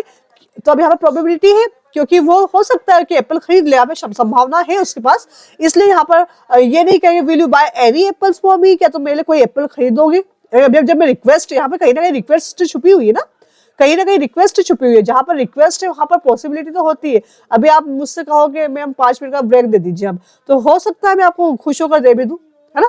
तो यहाँ पर पॉसिबिलिटी तो है, यानी कि तुम रिक्वेस्ट कर रहे हो इसलिए, तो यहाँ पर कहीं ना कहीं रिक्वेस्ट हाइड हो रखी है, इस वजह से यहाँ पर सम का यूज हो रखा है। I am putting on weight, you should go on a diet, तो यहाँ पर क्या बोल रहे हैं, पुट ऑन कर रखा है, काफी पुट ऑन कर लिया, काफी मोटे ताजे हो गए हो, तो डॉक्टर आपको क्या कर रहा है, यहाँ पर सजेस्ट कर रहा है, एडवाइस कर रहा है, बोल रहा है कि भाई तुम बहुत मोटे हो गए, अब जाकर ना अपना जो डाइट पर जाओ। तो जब सजेशन दिया जाता है तो वहां पर शुड का यूज होता है। तो इतनी चीज आपको क्लियर हो चुकी होगी। देखिए जो चीज आपको क्लियर होती जा रही है अच्छी बात है, लेकिन क्या होता है, बच्चे का दिमाग जो होता है बहुत जल्दी भूल जाता है। तो ऐसी कंडीशन में कॉपी और पेन तो हाथ में, चाहे कितना भी पीडीएफ को आप मिल जाए, कितना भी आप स्क्रीनशॉट ले लो, कॉपी पेन हाथ में है तो चीज एक बार आप लिख लेते हैं तो कभी बहुत स्टेबल हो जाता है आपका नॉलेज उस समय थोड़ा सा।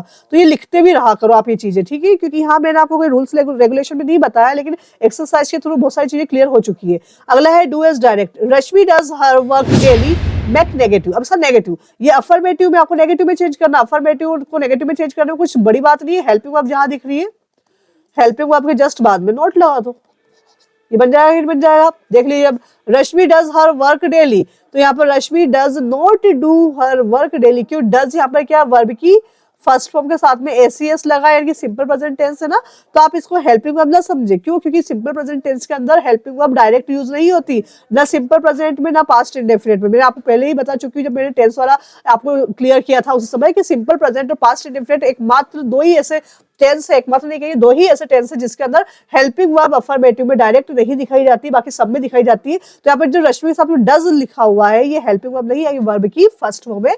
तो Rashmi does not do her work daily, ये डज का यूज करते हैं, यहाँ पर वर्ब के साथ में एसीएस हट जाता है। नेक्स्ट है समीर शट द डोर, इसको क्या करना है, आपको इंटेरोगेटिव में बनाना है।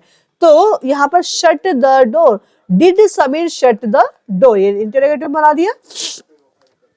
Is the honesty policy based, देखने पर समझ में आ गया, ये जम्बल्ड वर्ड है, आगे पीछे कर दिए, तितर बितर कर दिया, इसको रीअरेंज करना है, यानी कि बिखरे हुए मोती को पिरोकर आपको एक माला बनानी है। और माला बनाने का तरीका यही है, पहले से ये देख लो कि क्वेश्चन वाला है क्या, इसमें क्वेश्चन मार्क है नहीं है, क्या इसमें नोट है नहीं है, अफर्मेटिव, अफर्मेटिव का मतलब सबसे पहले आपको सब्जेक्ट लगाना है, तो फिर हेल्पिंग वर्ब लगानी है, और फिर ऑब्जेक्ट लगाना। Honesty is the best policy.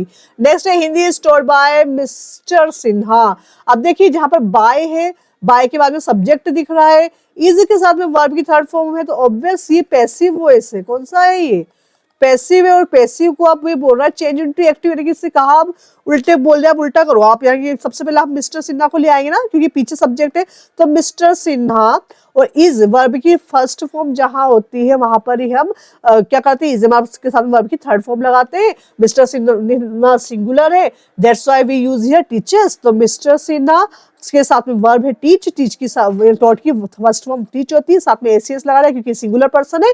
तो मिस्टर सिन्हा टीचर्स इंग्लिश, ये हो गया, सॉरी यहाँ पे इंग्लिश कर दिया क्योंकि हिंदी है, मैंने तो क्या हुआ कि सब्जेक्ट भी बदल दिया यहाँ पर, तो यहाँ पे हिंदी कर लेना आप, ठीक है। ये लीजिए, अगला है डायरेक्ट इनडायरेक्ट आ चुका है। Sania said I am making T, यहाँ इनडायरेक्ट में चेंज करना है आपको। सेड है तो सेड का सेड ही रहेगा, जैसा कि मैं आपको बता चुकी हूँ। सेड टू को चेंज किया जाता है, सेड को नहीं किया जाता। तो सानिया सेड, ये कौन सा सेंटेंस है आपका? I am making tea affirmative में, that's why we use here that. That I आपका पर्सन फर्स्ट है, first person always change according to the subject of are we, that's why we use according to Sania here she. तो I को change करेंगे she में। तो Sania said that she is हमारे वाजर में चेंज हुआ, टेंसेस में चेंज होते हैं। तो शी वाज मेकिंग टी, क्योंकि इज एम आर वाजर के साथ में आईएनजी फॉर्म आता ही आता है। मैं थोड़ा सा हटा देती हूँ ताकि आप लोग स्क्रीनशॉट ले तो आपको दिक्कत न जाए, है ना। हमारे यहाँ बोलते हैं हवा चवा कर देती है मैम, है ना, तो मेरा हवा चवा कर दिया, हवा चवे को हटा देते हैं। चलिए आगे बढ़ते हैं। The train will arrive in 30 minutes, frame a question with when. तो देखो जब व्हेन से क्वेश्चन बनता है, जब भी क्वेश्चन व्हेन से बनता है, इसका मतलब वहां पर क्या पूछा जा रहा है? कब। और कब के समय लिए हम क्या बोलते हैं? वहां पे समय बताते हैं, टाइम बताते हैं। जब क्वेश्चन बनाएंगे तो हम क्या करते हैं? आंसर में क्या करते हैं? हम टाइम बताते हैं। तो अब हमें यहाँ पे जब बोल रहा है क्वेश्चन बनाना है तो क्या करना है? हमें टाइम को ही हटा देना है। यहाँ पर 30 मिनट टाइम दे रखा है पूरे सेंटेंस में, कहाँ पर है टाइम? 30 मिनट में। तो अब यहाँ क्वेश्चन में कहीं पर भी हम 30 मिनट का यूज ही नहीं करेंगे। अगर यूज कर लिया तो फिर तो क्या क्वेश्चन और क्या आंसर, ठीक है। तो बनाना कैसे? व्हेन से। तो व्हेन WH वर्ड से बनने वाले जो क्वेश्चन होते हैं वो सबसे पहले WH वर्ड होता है, फिर हेल्पिंग वर्ब होती है। तो यहाँ पर क्या है? ट्रेन विल, तो ये हेल्पिंग वर्ब होगी। तो व्हेन विल, फिर the train arrive, when will the train arrive. क्या कोई दिक्कत है किसी को? अगर आ रही है तो आप कृपया करके डिस्क्रिप्शन बॉक्स पर जाएं और वहां पर क्लिक करें। जो मेरा सेंटेंस और टेंस से रिलेटेड वीडियो बना हुआ है उसे जरूर से जरूर देख ले, ताकि जो दिक्कत आ रही है वो नहीं आएगी और आनी नहीं चाहिए, क्योंकि क्वेश्चन कहीं से भी आ सकते हैं। मैं आपको पहले ही बोल चुकी हूँ ए और बी सेट काफी अच्छे थे, अच्छे से अच्छे नंबर ला सकते थे। सी थोड़ा सा घुमा फिरा कर दिया गया है, तो तैयार हमें हर स्थिति के लिए रहना है। तो यहाँ पर WH वर्ड हो गया व्हेन, हेल्पिंग वर्ब हो गई विल, सब्जेक्ट हो गया द ट्रेन और वर्ब हो गई अराइव। अब यहाँ आपको कोई दिक्कत नहीं आनी चाहिए, और आ रही है तो फिर भी मैं आपसे रिक्वेस्ट कर सकती हूँ कि आप जाएं और देखिए जरूर, और चैनल को, वीडियो को सब्सक्राइब करना, लाइक करना, शेयर करना ना भूले। सेक्शन डी आपका फेवरेट आ चुका है, क्योंकि पूरे साल हमने सेक्शन डी काफी अच्छे से पढ़ा है ना। तो देखिए फर्स्ट क्वेश्चन यहाँ पर आपका बनता है। मैं आपको पेपर को भी दिखा देती हूँ, एक बार कहोगे मैम तो पूरा क्वेश्चन ही क्वेश्चन कर रहे हैं तो हम क्या सॉल्व करें। तो देख लेते हैं, आप क्वेश्चन देखिए, देखते हैं क्वेश्चन को। जैसे कि आपका क्वेश्चन है 9 नंबर का, आंसर द फॉलोइंग क्वेश्चंस। तो ये आपको ओटी दे रखा है। The lesson his first flight is about, first flight किसके बारे में था बताइए? बिल्कुल पिजन के बारे में था। पिजन उड़ रहा था? नहीं। पायलट उड़ रहा था? नहीं। पायलट वाला तो कौन सा था? ब्लैक एरोप्लेन था। पैरेट तो यहाँ पर कहीं से कहीं तक कोई था ही नहीं हमारे पास। सीगल, सीगल था, बेचारे को भूखा मार दिया था मम्मी पापा ने, तो सीगल था। Which of these message does the poet want to convey through the poem Amanda? Amanda के थ्रू क्या मैसेज देना चाहता था यहाँ पर पोइट? चिल्ड्रन इंस्ट्रक्शन, क्या चिल्ड्रन को इंस्ट्रक्शन की आवश्यकता होती है? Children should be given freedom, children को थोड़ी सी फ्रीडम देनी चाहिए। Children must be disciplined, children को डिसिप्लिन में रहना चाहिए, क्योंकि उसकी मम्मी जो होती है अमांडा की वो हमेशा टोकती रहती है ना, ये मत करो वो मत करो। लेकिन अमांडा क्या करती है, वो तो सोचती है तो अनाथ ही हो तो बढ़िया, अनाथ हो जैसे रहूं, कोई भी देख टोकने वाला भी नहीं मिले। तो दोनों चीजें यहाँ पर दोनों कंडीशन दी गई थी, टीचर पेरेंट्स की, पेरेंट की भी और बच्चे की भी। Children should be allowed to watch TV, या चिल्ड्रन को कहना चाहिए टीवी देखो, है ना, मजा जाएगा तुम्हारा, तो फिर तो टीवी देखते रहो और कुछ करना ही नहीं पड़ेगा। नेक्स्ट है Coorg is famous for, Coorg किसके लिए, कुर्ग कहाँ था? या it is a part of Karnataka. तो कर्नाटका का एक पार्ट था कुर्ग, और वो कुर्ग किस लिए फेमस था? टी के लिए, ब्रेड के लिए, कॉफी के लिए, ग्रीन या ग्रीन के लिए बताइए? टी के लिए तो आसाम था ना, ब्रेड के लिए गोवा था, कॉफी के लिए था क्या? हाँ बिल्कुल सही बोल रहे हैं आप। अभी आंसर मिला लेना, समझ में आ जाएगा आपको। मस्टर्ड वाज बेलिंडाज, ये लो आपने जो एंडी एंड वाला था ना, कस्टर्ड मस्टर्ड वाला पोएम था एक, उसके बारे उस वहां से पूछा है मस्टर्ड कौन था? बेलिंडा का येलो रेड था, या बेलिंडा का येलो डॉग था, या बेलिंडा का ग्रे कलर का माउस था, या बेलिंडा का ग्रे ड्रैगन था? सभी ने टिक कर लिया क्या? कर लिया। तो चलिए आंसर देख लेते हैं, आंसर देख लेते हैं जी। देखिए इसका आंसर है यहाँ पर आपका, पहले में सीगल है ना, सीगल फर्स्ट फ्लाइट। दूसरे में चिल्ड्रन को थोड़ी सी फ्रीडम दे देनी चाहिए, ज्यादा टोका टोकी भी नहीं करना चाहिए माँ बाप को, है ना। हाँ हमें समझाओगे बच्चों को कौन समझाएगा। Coorg is famous for, Coorg किस लिए फेमस है? कॉफी के लिए फेमस है। Mustard was yellow dog of Belinda, है ना। तो बेलिंडा का जो डॉगी था उसका नाम था मस्टर्ड, और कस्टर्ड कौन था? ड्रैगन। और मूवी थी ना इंक ब्लिंक, हाँ वो भी, तो उनको भी देख लेना कौन थे, इंक ब्लिंक है ना, माउस वाउस जो भी थे वो। अगला है read the following extractive from the prose and answer the questions. ठीक है, यहाँ पर आपको क्वेश्चंस के आंसर देने हैं। पहले आप इस प्रोज को पढ़ेंगे। प्रोज का मतलब जानते हैं ना सभी, प्रोज और पोएट्री बता चुके हैं हम पहले ही। तो देखो, I know that the oppressor, oppressor word देखते से समझ में आ चुका होगा, ये टीचर ने सबसे पहले आपको ऑपरेसर, अपार्थाइड ये वर्ड क्लियर किए थे कि कहाँ से आया होगा। Oppressor must be liberated just as surely as the oppressed, a man who takes away another man's freedom is a prisoner of hatred. He is locked behind the bars of prejudice and narrow-mindedness. I am not truly free if I am taking away someone else's freedom, just as surely as I am not free when my freedom is taken from me. The oppressed and the oppressor alike are robbed of their humanity. तो यहाँ पर आपको पता है chapter number 2 था Nelson Mandela, वहां पर ये होता है ना, ऑपरेशन किया जाता था, अत्याचार किया जाता था, और वहां पर क्या होता था कि एक दूसरे को फ्रीडम नहीं दी जाती थी। तो आप किसी की फ्रीडम ले लेंगे तो फिर आप कहाँ से अच्छे बनेंगे ना, तो उससे रिलेटेड ही है पूरा पूरा प्रोज। आप चैप्टर सबको पता है, ठीक है ना। तो यहाँ पर ऐसे क्वेश्चन दिए गए हैं, who is the writer of the lesson from which its taken has been this text has been taken। ये जो टेक्स्ट जहां से लिया गया है, इसके राइटर कौन थे बताइए आप। जेल फ्रेंटिस, जो कि किसके हैं, लेटर टू गॉड के हैं। अनूप कुमार दत्ता, ये नहीं है बिल्कुल भी, नेल्सन मंडेला है, क्योंकि ऑटोबायोग्राफी थी ना। नेल्सन मंडेला का एक कहीं से एक एक्सट्रैक्ट उठा रखा है नेल्सन मंडेला की डायरी में से ये। A man who takes away another man's freedom is, एक आदमी जगह किसी दूसरे की फ्रीडम को अगर उड़ा लेता है, चुरा लेता है, तो उसे क्या कहा जाता है। Prisoner of superiority, a prisoner of self value, prisoner of hatred. यहाँ पर देख लीजिए आया था prisoner of hatred who take away the another's man's freedom, ये लिखा हुआ है यहाँ पर ही। नेक्स्ट है find out the word from the about text which is opposite of the word wide. Wide का अपोजिट कहाँ दे रखा है यहाँ पर, जल्दी से बताएंगे हम। नैरो माइंडनेस कहीं पे कहीं लिखा हुआ था क्या, वाइड का अपोजिट नैरो ही होता है, यहाँ पर कहीं लिखा था, देखो मिल जाएगा आपको, देखिए देखिए देखिए कहाँ मिल रहा है। चलिए ये रहा साहब, नैरो माइंडनेस है ना, मैंने कहा कहीं लिखा हुआ है। तो यहाँ पर जो नैरो वर्ड है वाइड का अपोजिट है। सभी ने आंसर मिला लिए हैं इसके, देख ले आप एक एक बार। देखिए पहले ये नेल्सन मंडेला से लिया गया है, दूसरा प्रिजनर ऑफ हेट्रेड है, यहाँ लिखा था प्रिजनर ऑफ हेट्रेड है ना, और वाइड का अपोजिट बता दिया है नैरो। नेक्स्ट क्वेश्चन पर मूव करते हैं, जो कि आपका पोएट्री सेक्शन से आने वाला है। ये प्रोज सेक्शन से था, पोएट्री सेक्शन से आ रहा है। Read the following extract carefully and answer the questions given below. तो आपको यहाँ पर उस क्वेश्चन के आंसर देने हैं जो कि आपने इसमें से पढ़ा है, किसमें से, पोएट्री में से। क्या है, he hears the last voice at night, याद आ गया, लाइन देखते समझ में आ गया। The patrolling car and stairs with his brilliant eyes at the brilliant stars. ये बात हो रही है एक जो पिंजरे में कैद बेचारा टाइगर है, वो रात में क्या देखता है, पेट्रोल करने वाले की जो गश्त देने वाले होते, जागते रहो, उसकी आवाज की, उसी कार की आवाज देखना, रात में स्टार्स को स्टेयर करना, है ना, बेचारा वो बेचारा ही है। तो from which poem the above line have been taken, तो सबको समझ में आ गया होगा बिल्कुल, tiger in the zoo. What does he stare at, वो रात में क्या स्टेयर करता है, तो stare a brilliant eyes with brilliant stars. ठीक है, तो यहाँ पर ऑप्शन में है stars. Okay, which of the following opposite of the word brilliant, brilliant का अपोजिट क्या है बताइए। बिल्कुल बिल्कुल, चलिए नेक्स्ट इसका आंसर देख लेते हैं हम लोग। A tiger in the zoo, stairs star and in brilliant का है डल।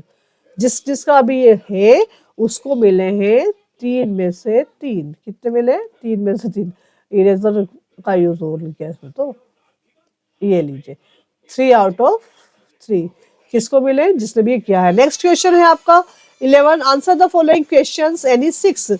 आपको इसमें 6 करने हैं। तो पहला क्वेश्चन है, why did the postmaster send money to Lencho, why did he sign the letter God. ये रिपीट हुआ है क्वेश्चन, यानी कि जैसे रिपीट हुआ तो सोच लो most important, very very important, सारे ही इंपोर्टेंट है, सो वेरी वेरी इंपोर्टेंट आ चुका है ये वाला। The postmaster in the story was a kind man, he was very impressed by Lencho's faith in God, he didn't want to shake his faith, so he collected money and signed the letter God. Next, why were the 2 national anthems sung on the day of oath taking ceremony, जब Mandela ने oath ceremony हुई थी उनकी, जब वो शपथ ले रहे थे, है ना, तो वहां पर उन्होंने जो शपथ लेने पर 2 नेशनल एंथम गाए गए थे, याद है ना, एक गोरो वाला गाया गाया था और एक जो ब्लैक वाला, जो ब्लैक वाले थे बेचारे उनको तो अपना नेशनल एंथम याद ही नहीं था, क्योंकि इतने दिनों से गुलाम थे, वहां पर गोरे वाला ही गा रहे थे, तो फिर भी उन्होंने टून में टून मिलाई और वो अपना नेशनल एंथम पूरा किया था। तो यहाँ पर 2 नेशनल एंथम क्यों गाए गए थे, क्योंकि पहले वहां पर जो व्हाइट थे उनका रूल था और उस व्हाइट के ऊपर ट्रायम्फ की थी किसने, ब्लैक ने। ब्लैक कौन थे, हमारे मंडेला जी। तो दैट्स व्हाई वहां पर दोनों ही टाइप के नेशनल एंथम संग किए गए थे। 2 नेशनल एंथम वर संग on the day of the inauguration to symbolize the equality to of black and whites and the end of apartheid. Apartheid is a discrimination is apartheid, है ना, गोरे काले में भेद करना, इसको अपार्थेड कहा जाता है, रंग भेद की नीति। तो why was Mr Keesing annoyed with Anne, what did he ask her to do, वहां पर मिस्टर किसिंग क्यों एनॉय हो गए थे, गुस्सा हो गए थे, उन्होंने क्या करने के लिए कहा था, सबको पता है ना, वो बहुत ज्यादा बातें करती थी, she was very talkative in the class, that's why he punished her to extra homework, to giving her extra homework, है ना। Mr. Kissing was Annie's maths teacher. He was annoyed with Annie because she was a very talkative girl and talked too much in her class, कर दीजिएगा यहाँ पर, in his class, sorry, in his class, यहाँ पे his कौन है, Mr. Kissing है। He assigned her extra homework, और उन्होंने क्या कहता है, उसको extra homework दे दिया था। What game had Miss invented, अब कौन से गेम थे जो मिस नाम का जो ऑटर था उसने इन्वेंट किए थे, है ना। Miss invented a game with a ping pong ball which kept him busy for up to half an hour at a time. तो यहाँ पर उसने पिंग पोंग देखा, आप सभी ने पिंग पोंग गेम, तो उसमें अपने आप को बिजी कर लिया था। उसका 5 नंबर का क्वेश्चन है, what was Valli's favourite pastime, पता ना, वो डोर के पास खड़ी रहती थी और बसों को देखती रहती थी, बाहर के लोगों को देखती रहती थी। Valli's favourite pastime was to stand in front of doorway of her house and watch what was happening in the street outside. क्यों, उस टाइम मम्मी सो जाती थी और वो बाहर झांकती रहती थी ना, बच्चे करते हैं खिड़की में से झांकते मम्मी पापा जब बाहर नहीं जाने देते। तो how did Wali save up money for her first journey, तो वली ने पहली जर्नी के लिए अपने पैसे कैसे बचाए थे, उसको जो Valli had carefully saved whatever stray coins came her way, जो भी खुले पैसे उसे मिलते, स्ट्रे कॉइन का मतलब खुले पैसे, है ना, तो 1-1 रुपया, 2-2 रुपया, 5-5 रुपया जो होता है ना, 1 रुपया, 5 रुपया, ये इसको कहते हैं स्ट्रे कॉइन। क्या कहा जाता है इनको, स्ट्रे कॉइन, हाँ, stray resisting every temptation to buy peppermints, toys, balloon and the like। जो भी चीजें उसे पसंद होती थी ना, चाहे फिर बलून होता था, चाहे टेम्पटेशन, बच्चे तो टेम्पटेशन होता, बच्चों को बहुत ज्यादा लालच होता कि बलून देख लिया उन्होंने, खाने पीने का चीजें देख लिया, टॉयज देख लिया, इतनी सारी चीजें उसको सामने आती थी, लेकिन उसने सबको क्या कर लिया, उसके ऊपर कंट्रोल कर लिया, उसने उससे अगेंस्ट हो गया। रेजिस्टिंग का मतलब होता है अगेंस्ट हो जाना, और सारी जो लालच उसका था उसको वहीं पर कंट्रोल करके उसने उस पैसे को बचा लिया और उनसे उसने अपनी फर्स्ट जर्नी की थी। देखिए, आप जब भी कुछ करना चाहते हैं ना, तो आप कर लेते हैं, कैसे भी कर लेते हैं। अगर अभी आप सोच कर बैठे ना 100 आउट ऑफ 100 लाने, तो आपने सोच लिया, इसका मतलब आप सोच रहे हैं, आप कर रहे हैं उसके ऊपर, तो यकीन मानिए जिस राह पर आप चल चुके हैं ना, प्रैक्टिस वाली राह पर, तो आप 100 आउट ऑफ 100 लाएंगे, मुझे विश्वास है। आपके ऊपर, मेरे ऊपर नहीं, आपके ऊपर। मेरे क्वेश्चन इतने आपको सटीक मिल रहे हैं कि आपको ये मिलने वाला है। व्हाट डिड शुकुबाओ सस्पेक्ट, यहाँ पे शुकुबाओ था सिंग लोमो ड्रेस्ड फॉर्मली। शुकुबाओ suspected that Lomov had come to borrow money, जो वहाँ पे शुकुबाओ जो होता है ना, ऐसे कपड़े पहनकर आता है शादी वादी, जैसे बड़ा लंबा सा कोट वगैरह, तो यहाँ पर वो जो लोमो होता है ना, वो क्या सोचता है कि सॉरी, शुकुबाओ जो लोमो जो होता है वो अच्छे फैंसी कपड़े पहनकर आता है, तो जो वहाँ पे जो शुकुबाओ क्या सोचता है कि ये तो मुझसे पैसा उधार मांगने के लिए आया, मुझे पटाने के लिए आया है, तो इस वजह से वो बेचारा उस पर शक करता है। तो अब क्वेश्चन नंबर 12 है, answer the following questions. Where did the ball go, ball go, तो यहाँ पर जो बॉल थी ना, बाल पोएम से लिया गया है, तो वो बॉल कहाँ चली गई थी। The boy was playing with his ball, the ball bounced and it went down the street, from the street the ball fell into the water, वो गली में गई, गली से पानी में गिर जाती है। Is Amanda an orphan, क्या अमांडा ऑर्फन थी। Why does she say so, फिर उसने ऐसा क्यों बोला। No, Amanda is not an orphan, she says so because she wants to be alone and enjoy being herself, she wants to roam around in the street alone and peddle dust with her friend। तो यहाँ पर क्या बोल रही है, क्या वो orphan नहीं थी लेकिन वो ऑर्फन की तरह अकेले घूमना चाहती थी और अपने दोस्तों के साथ में जो धूल वगैरह होती है उसको अपने पैरों की छाप छोड़ छोड़ के मस्ती करना चाहती थी, जो कि उसकी मम्मी करने नहीं देती थी, उससे काफी रोक टोक करती थी ना, इस वजह से।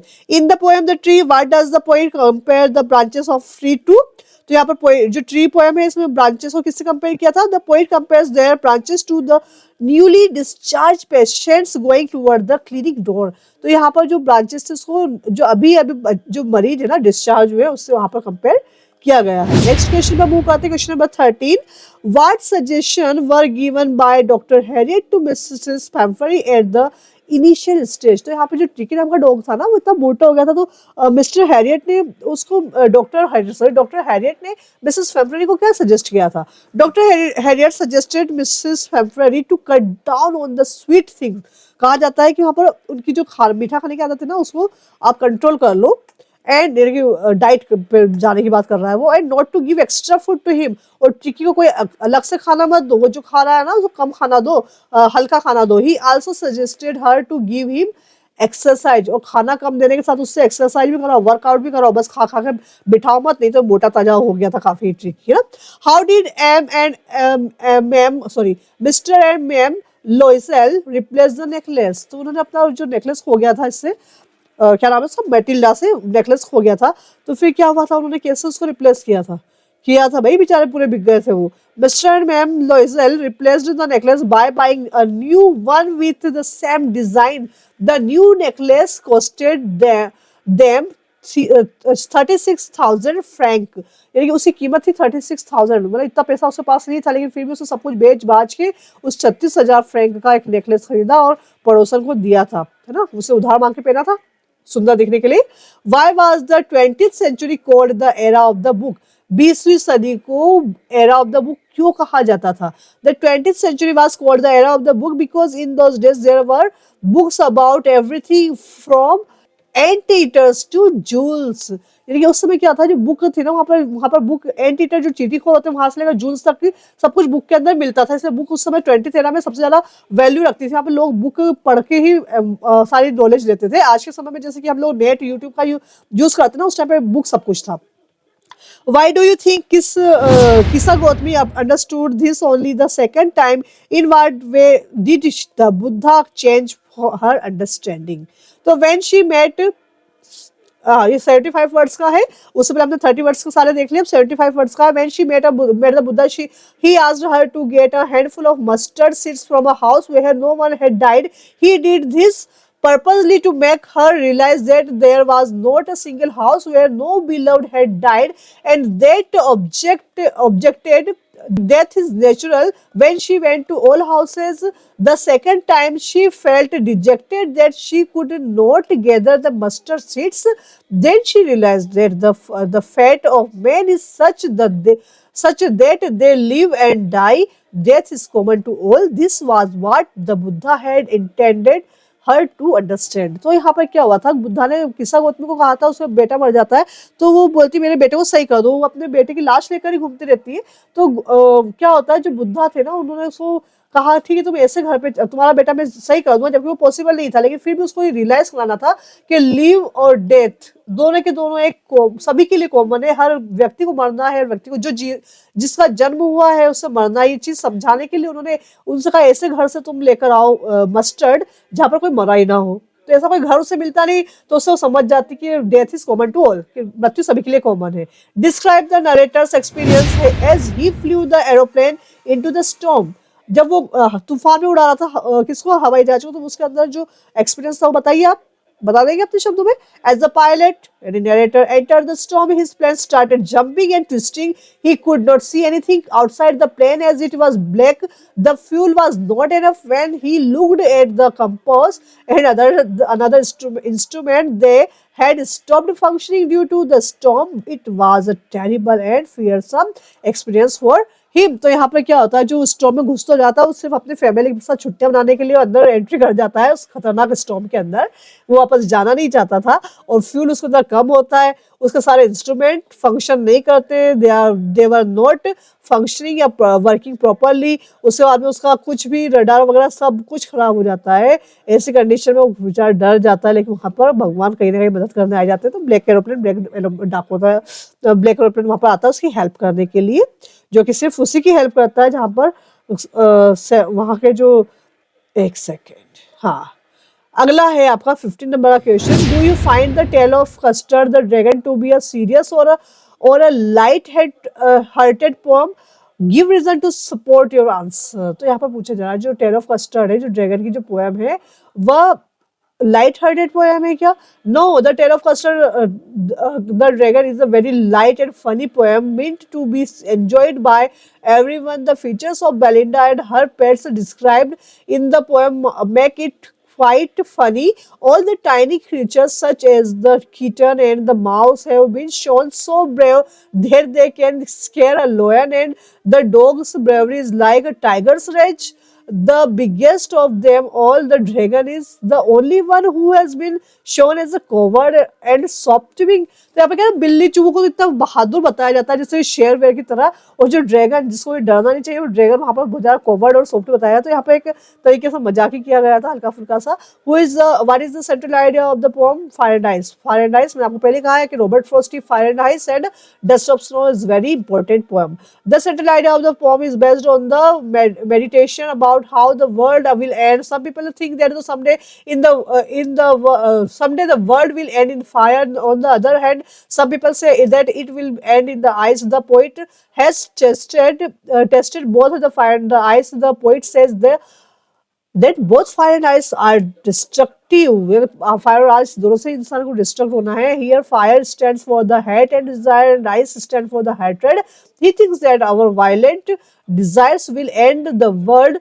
If it survives, it will be ruled by hatred. ये क्वेश्चन रिपीट हो चुका है आपका, यानी कि आपको ये क्वेश्चन मेरे ख्याल ऐसे ही इंपॉर्टेंट क्वेश्चन आपके लिए पिक आउट करके लेकर आई हूँ जो आपको बहुत ज्यादा बेनिफिशियल होने वाले हैं इन द एग्जाम। तो प्लीज इसे पढ़ लीजिए, सब्सक्राइब कर लीजिए चैनल को, वीडियो को लाइक कर दीजिए और शेयर भी कर दीजिए, आपके द्वारा किसी का भला हो जाए। ये बात ध्यान रखिएगा, भला कर भला तो हो भला, ठीक है? Do good, find good. What are Hari Singh's reaction to the prospect of getting an education? Do they change over time? What makes him return to Anil? यहाँ पर अनिल और हैरी की बात हो रही है। हैरी एक चोर था, अनिल एक लिखने वाला था, प्ले राइट था वो, ठीक है? तो he was quite pleased at the idea of the Anil teaching him to read and write his name, sentence and add number. Writing like an educated man, he felt would open the doors of success in his life and get him a life beyond his dream. One day when Anil returned home with a bundle of notes, he stole the money and ran away. However, his conscience stopped him from onboarding a train and made him feel guilty, and he returned to Anil's place. तो यहाँ पर बताया गया कि वो अनिल के पास वापस से कैसे पहुंच जाता है। पहले वो तो चोरी करके भाग जाता है, लेकिन फिर भी उसके अंदर जो एक ईमानदारी थी, वो सब कुछ जानता था। इसलिए कहीं ना कहीं उसका जो उसको अपनी गलती का एहसास होगा, वो इतना भला इंसान है, उसके बाद भी मैं उसके साथ धोखा कैसे कर सकता हूँ, और वो वापस से अनिल के पास चला जाता है। Why did भोली at first agree to an unequal match? Why did she later reject the marriage? What does it tell about her? तो हमने देखा था ये जो भोली वाला चैप्टर था, इसके अंदर क्या था, भोली के स्मॉल चिकन पॉक्स के स्पॉट्स थे पूरे चेहरे पर, बदसूरत से लगती थी। साथ में उसके ऊपर एक खाट गिर गई थी बचपन में, तो उसको उसका दिमाग भी थोड़ा सा स्लो था, स्टैमरिंग करती थी, हकलाती थी। तो उसके पेरेंट्स क्या करते, उसकी शादी के लिए काफी परेशान होते थे कि इससे शादी कौन करेगा। लेकिन फिर वो पढ़ लिख जाती है, उसकी टीचर्स को काफी हेल्प करती है। फिर एंड में क्या होता है, जब वो इससे अनइक्वल मैच होता है, एक बूढ़े से व्यक्ति से शादी कर रही होती है जो कि खुद उसके बाप की उम्र का होता है, पिता की उम्र का होता है, उससे शादी कर रही होती है और वो एग्री कर जाती है। लेकिन जब वो वहां पर देखती है कि वो तो डाउरी मांग रहा है, दहेज मांग रहा है, तो ऐसी कंडीशन में उसको रिजेक्ट कर देती है कि मैं किसी बुजुर्ग से शादी कर सकती थी लेकिन एक लालची इंसान से शादी नहीं कर सकती थी। तो ये चीजें देखकर उसके पेरेंट्स समझ जाते हैं कि हमने हमारी बेटी को तो देखा ही नहीं, वो पहले स्टैमरिंग करती थी, वो बिल्कुल भी नहीं करती, एकदम नॉर्मल व्यक्तियों की तरह बातें कर रही है। तो यहाँ पर यह चीज बताई गई है। She accepted the marriage proposal because of her father's pride. Later she rejected the marriage because the bridegroom demanded 5,000 rupees as a dowry. Bholi's father was pleading and humiliated and could give only 2,000 rupees to Bishambar. She decided not to marry him. This tells us that she had self-respect and knows what is right or wrong, is able to take a wise decision. That's why she take decision that she reject the proposal of Bishambar and उसी शादी के बारात को खुद भगा देती है। तो उम्मीद है दोस्तों आपको ये सारे क्वेश्चन समझ में आ गए होंगे, सारा के सारा आपने दिमाग में सेट कर लिया होगा और आप काफी अच्छे से मजे से पढ़ रहे होंगे। अभी आपके लिए इतना ही, नेक्स्ट वीडियो में मिलते हैं हम सेट डी के साथ में। तब तक आप बने रहें, जो भी आपको दिया गया उसको एक और बार प्रैक्टिस पे प्रैक्टिस करते जाएं, रिवीजन पे रिवीजन करते जाएं और अच्छे से अच्छी पॉजिटिव सोच के साथ मेहनत करते जाए, पॉजिटिव रिजल्ट मिलेगा। तो दोस्तों जब तक के लिए best of luck from the team of ERC।